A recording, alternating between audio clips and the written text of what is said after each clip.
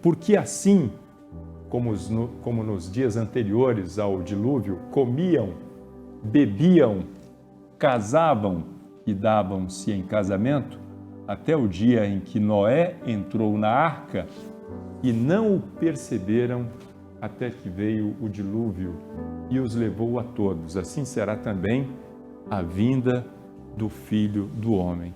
Essa pregação a respeito de dias de Noé e dilúvio tem causado muito zum aí, mundo afora, né? Polêmicas nessa semana que passou, você viu aí com o pastor André Valadão, simplesmente porque distorceram as palavras do pastor. Vamos nos ater ao texto e entender o que a palavra está dizendo aqui em relação a similaridades entre os dias de Noé e os nossos dias. Primeiro, está falando de uma aparente normalidade. Note aí que os homens continuavam fazendo nos dias que precediam a entrada de Noé na arca, os homens estavam fazendo aquilo que eles sempre fizeram, vivendo de forma normal, como se nada estivesse prestes a acontecer. Eu digo nada decisivo, nada importante.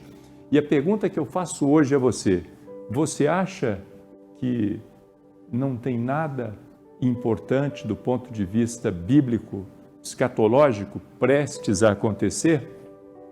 Você acha que as mudanças que nós estamos vendo no mundo, em vários setores, né, seja na tecnologia, na ciência, se multiplicando cada vez mais o conhecimento, você acha que isso é por acaso? O dilúvio e o retorno do Filho do Homem, o que isso tem a ver? Não sabemos quando será a vinda do Filho do Homem, mas precisamos estar preparados, como Noé na arca, relatado em Mateus 24, 38 e 39, alerta-nos a estar prontos para os sinais dos tempos. Que sinais são esses? A Bíblia já falava da multiplicação do conhecimento de forma exponencial. Há quem diga, e isso fica bem evidente no tamanho dos dispositivos eletrônicos, dos chips e microchips que cada dia encolhem de tamanho. Há quem diga, e eu vou me esforçar aqui para não errar, que o conhecimento humano está dobrando a cada ano, a quantidade de informações, né, daquilo que se descobre, daquilo que se registra, dobra a cada ano. Isso está chegando a níveis estratosféricos, volume de conhecimento nunca antes nem sonhado, né, há poucos séculos atrás ou algumas décadas atrás. Eu acho que os mais visionários, os homens que lidavam com física, com conhecimento de forma geral, alguns filósofos até previam isso, né? Tinham um vislumbre de onde a humanidade fosse chegar, mas o cidadão comum, o homem comum, não sabia nem onde isso poderia começar, que dirá chegar. Livros como 1984, de George Orwell, né? Publicados na década de 50 ainda, né? Fazendo previsões alarmistas a respeito de um mundo onde todos seriam vigiados, todos seriam controlados por uma supertela, influenciados, teria uma instituição conhecida como Ministério da Verdade que determinaria o que as pessoas podiam pensar, falar, como elas deveriam se comportar ou não. Isso era impensável há décadas atrás. Isso estava no campo da ficção, puramente ficção. Mas há alguém que disse lá atrás o seguinte, que a realidade é muito mais surpreendente do que a ficção. Porque a ficção ela tem que partir da realidade, daquilo que é possível. Você concorda comigo? A ficção é uma ilação, um cenário hipotético baseado naquilo que seria possível. E a realidade muitas vezes se mostra muito mais surpreendente do que a realidade, do que a ficção poderia ser. As coisas descambam para caminhos, patamares, posições inimagináveis, mesmo para aqueles que são de imaginação fértil. Pois muito bem. E o que isso tem a ver com os dias de hoje, Flávio? Tudo a ver. Os homens continuam distraídos, os homens continuam fazendo aquilo que sempre fizeram, sem se dar conta do momento que nós estamos vivendo. Claro, tem as exceções. O que significa comiam, bebiam, casavam-se e davam-se em casamento? Normalidade enganadora. Noé alertou as pessoas sobre o dilúvio, mas elas não levaram a sério e continuaram suas vidas como se nada fosse acontecer.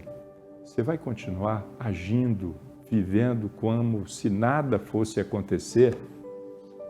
Ah, Flávio, mas faz tanto tempo que estão dizendo aí que Jesus Cristo vai voltar, desde o tempo dos meus avós e nada aconteceu. Bom, primeiro ele pode voltar para você a qualquer momento. Ou não, não é? Mas você pode ser promovido a um outro plano de vida, para não falar que você pode morrer, qualquer um de nós pode, a qualquer momento. Apegados à rotina, a maioria estava mais preocupada com as coisas temporais, ou seja, com os seus prazeres, as coisas do dia a dia, lidar com as demandas diárias, do que se preocupar com o futuro.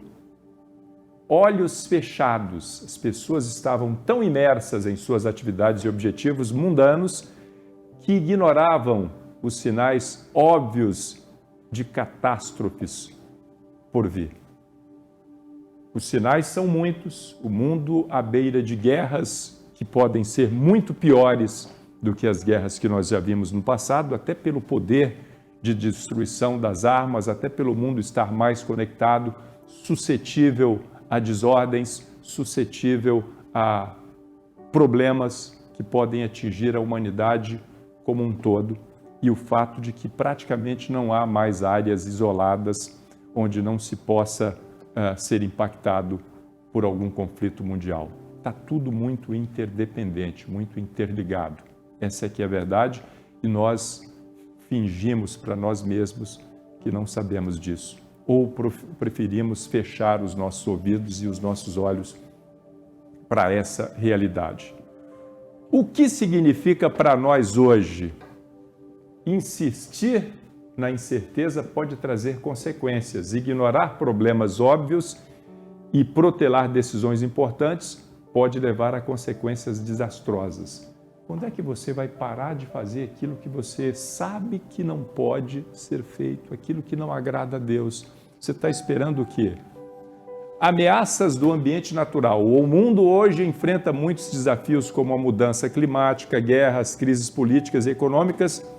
Não podemos ignorar tais problemas e não podemos ignorar as maiores causas destes problemas, que não são simplesmente o desenvolvimento tecnológico, o desenvolvimento socioeconômico, mas o pecado. O homem ter se distanciado de Deus faz com que a natureza gema e traga em si as consequências dessa mudança de comportamento, esse comportamento cada vez mais agressivo à vontade e à santidade de Deus. Lembre-se, o homem foi feito lá no Éden para governar a terra. Quando o homem abriu mão deste governo por meio do pecado, ele trouxe maldição sobre a terra. Tecnologia e vida cotidiana, avanço da tecnologia, mídia social, nos distraem de questões importantes, fazendo-nos perder tempo, nos impedem de ter uma reflexão profunda das nossas vidas e daquilo que nos espera. Quem é que tem perdido tempo aí com mídia social? Todo mundo, né? Inclusive eu também. Significado da vinda do Filho do Homem. Significado literal, segundo a Bíblia, a vinda de Jesus Cristo após a sua morte na cruz, ele veio, ele subiu aos céus e prometeu voltar. Interpretação simbólica, metáfora para futuro desconhecido e inevitável. E a mensagem final, estamos preparados para este futuro? Há uma divergência teológica, eu acho que há 4 maneiras de crer a respeito da vinda de Jesus diferentes. Eu acredito que Jesus Cristo virá, como disse o apóstolo Paulo, num abrir e fechar de olhos, ao ressoar da última trombeta, os mortos em Cristo ressuscitarão primeiro e os vivos que estiverem preparados, aqueles que creram nele e mantêm uma vida de comunhão com ele, serão transformados. Eu creio assim. Você não é obrigado a crer. Eu e milhares, milhões de outras pessoas cremos assim. Tem gente que crê que Jesus Cristo não vai mais vir nessa segunda vinda de forma invisível, ele virá logo para buscar todos, né? Para destinar todos, uns para vida eterna, outros para o que a Bíblia chama de morte eterna, ou seja, separação eterna de Deus.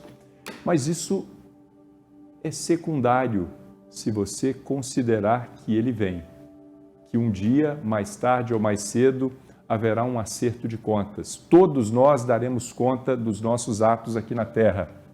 E aí, nós estamos preparados? Ou vamos ficar distraídos como nos dias de Noé, vivendo uma vida aparentemente normal, como se nada importante estivesse prestes a acontecer, só para depois nos arrependermos tardiamente, quando não haverá mais escapatória, mais salvação?